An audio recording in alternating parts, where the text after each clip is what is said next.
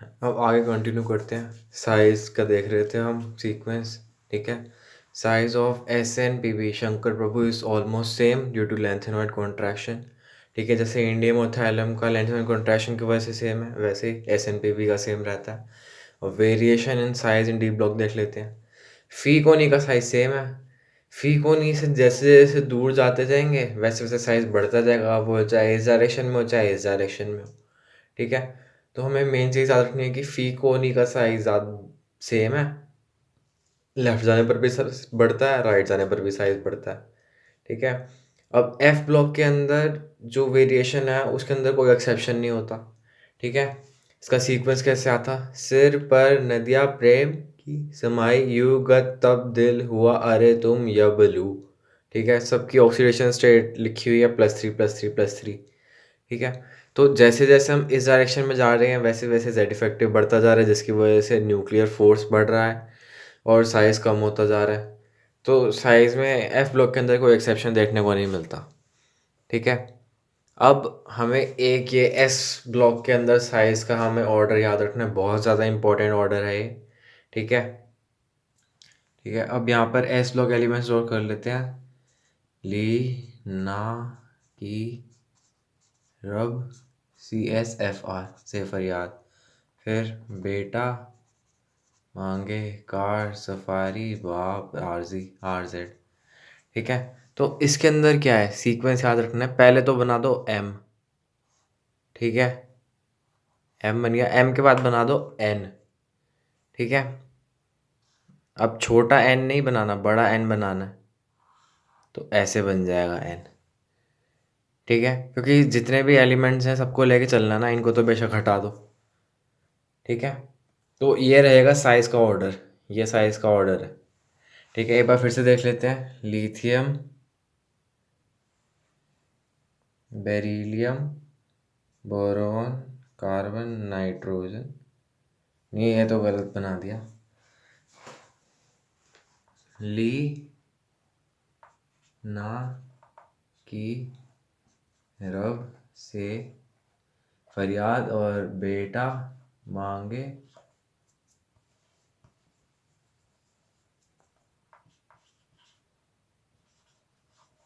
Car, safari, बाप, राजी। तो ये सीक्वेंस रहेगा। पहले तो M बना दो एक, फिर लंबा N बना दो, और ये ऑर्डर रहेगा। इसके ऊपर सवाल भी आते हैं, ठीक है। सवाल भी दे रखा है कि ये जैसे क्वेश्चन में दे देंगे कि Na, मैग्नीशियम, कैल्शियम, रुबीडियम, इन सब में साइज़ का ऑर्डर बताओ। तो कंफ्यूज नहीं होना, ये रटा हुआ याद रखना है, ठीक है। M और N बना देना और उसके अकॉर्डिंग हमें साइज़ का ऑर्डर बता देना है, ठीक है। तो ये ऑर्डर हमें याद रखना है। अब एक्सेप्शन इन साइज़ देख लिया हमने कि वैसे तो Mg का साइज़ बड़ा है एज़ कम्पेयर टू लिथियम, पर डायगोनल रिलेशनशिप होने की वजह से लिथियम का साइज़ बड़ा हो जाता है Mg+2 से, ठीक है। और H- तो बहुत छोटा है एज़ कम्पेयर टू ब्रोमीन, ठीक है। बट अगर हम सेंसफुली देखें, ऑल्दो इसका शेल नंबर ज़्यादा है, बट ये है भी तो राइट मोस्ट कॉर्नर में, राइट मोस्ट कॉर्नर पे जाते जाते साइज़ बहुत छोटा हो जाता है, ठीक है। तो इसीलिए H- का साइज़ बड़ा हो गया Br- से। अब आयोनाइजेशन एंथैल्पी देख लेते हैं। अगर सेम एलिमेंट के है, for same element ionisation enthalpy successively हमेशा ही बढ़ेगी, ठीक है। सेम एलिमेंट के लिए आयोनाइजेशन एंथैल्पी हमेशा बढ़ेगी, ठीक है। For successive ionisation enthalpies for an elements always increases, ठीक है। इसके अंदर सिर्फ दो एक्सेप्शन दे रखी है हमें। P3 की IP ज़्यादा होती है P4 से, और NH2 की ज़्यादा होती है NP1 से, ठीक है। P3 की ज़्यादा होती है P4 से, और NH2 की ज़्यादा होती है NP1 से। बस ये एक्सेप्शन याद रखना है। जैसे सोडियम, मैग्नीशियम, एल्यूमिनियम, सिलिकॉन, ये सारे दे रखे हैं क्वेश्चन में, ठीक है। इसने वेरिएशन इन आई भी पूछ लिया, IE, आयोनाइजेशन एंथैल्पी। तो हमने देखा था P3 की ज़्यादा होती है P4 से। P3 और P4 तो है नहीं, बट NH2 और NP1 दे रखा है, तो NH2 की ज़्यादा होगी NP1 से, ठीक है। और इधर जाने अब आयोनाइजेशन एंथैल्पी क्या है, ठीक है। अब IP का मतलब क्या होता है, इलेक्ट्रॉन लूज करवाना, ठीक है। तो इलेक्ट्रॉन तो टाइटली बाउंड है, तो उसको लूज करवाने के लिए हमें एनर्जी देनी पड़ेगी, ठीक है।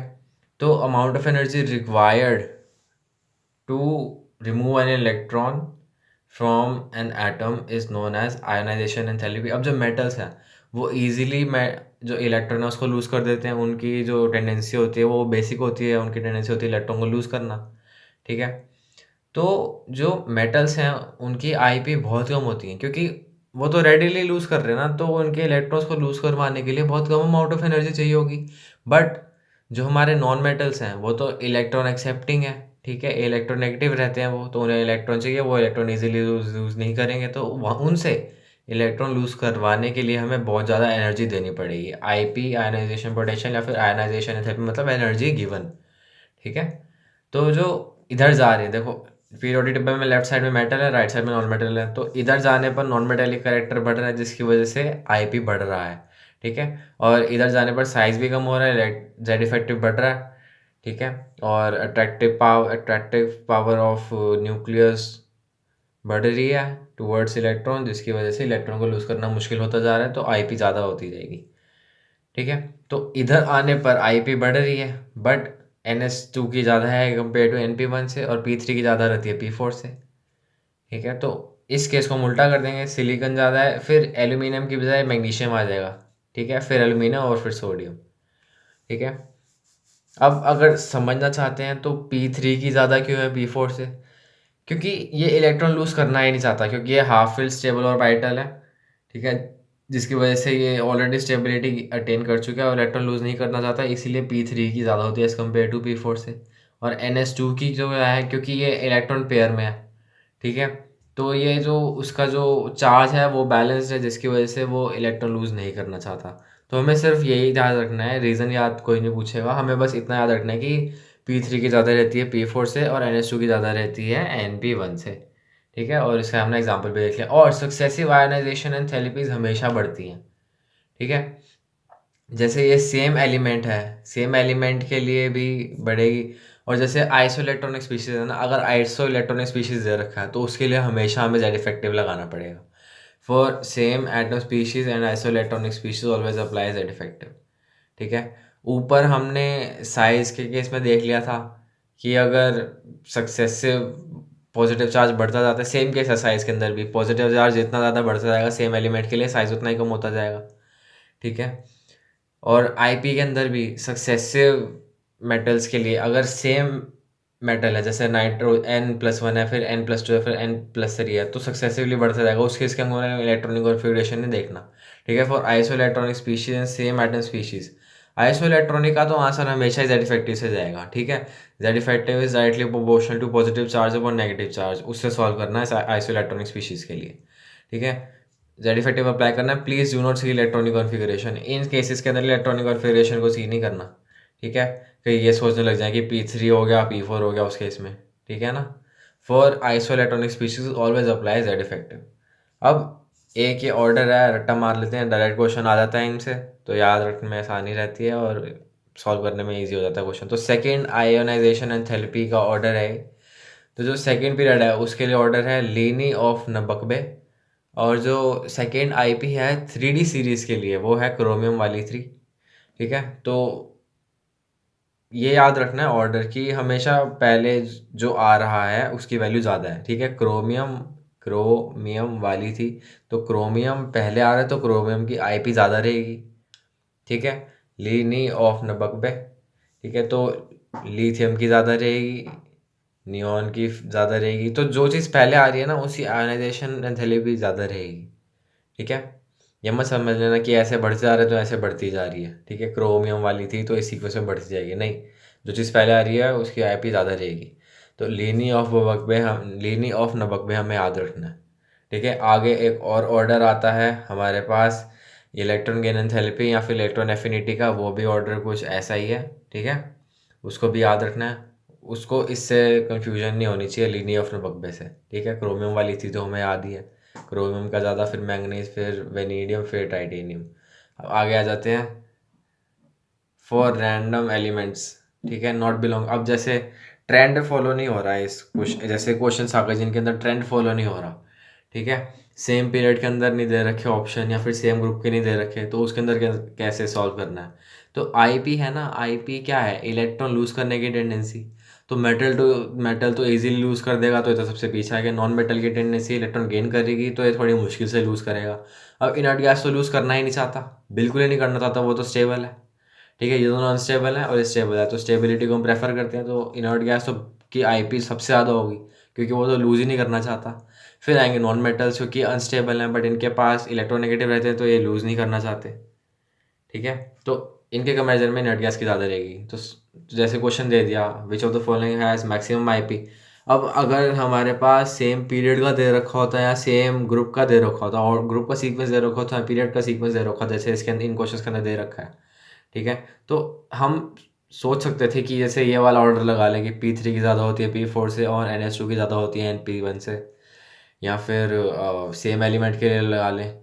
बट इसके अंदर पीरियड ना ही सेम है और ना ही ग्रुप सेम है, तो उस केस के अंदर कैसे सॉल्व करें? तो लिथियम, कैल्शियम, सोडियम, ये सब के सब मेटल है, और एक ही नॉन मेटल है आयोडीन। तो आयोडीन की जो आईपी है वो सबसे ज़्यादा होगी।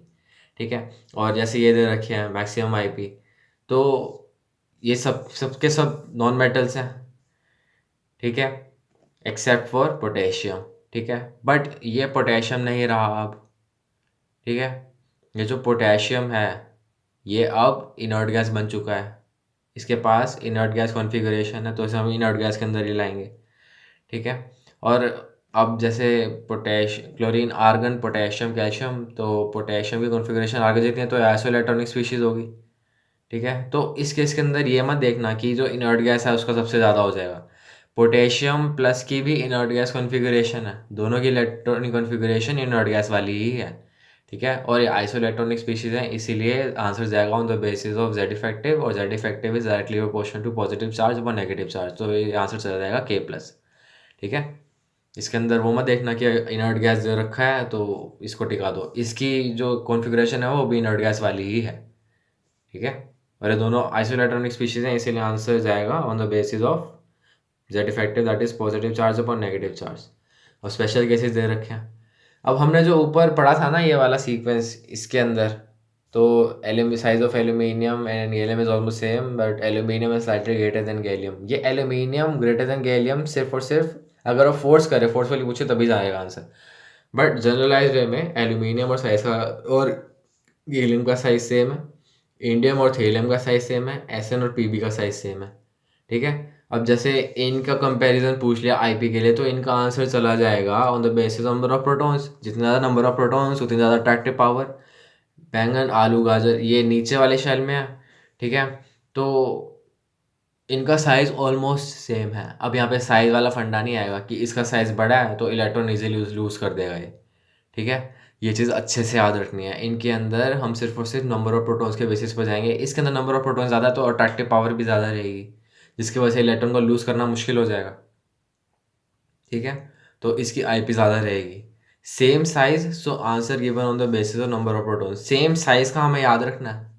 ठीक है, इन केस ये 3 एक्सेप्शनल केसेस हैं, इनके अंदर बिल्कुल मत सोचना कि शेल नंबर चेंज हो रहा है तो उसके बेसिस पे आंसर चला जाए।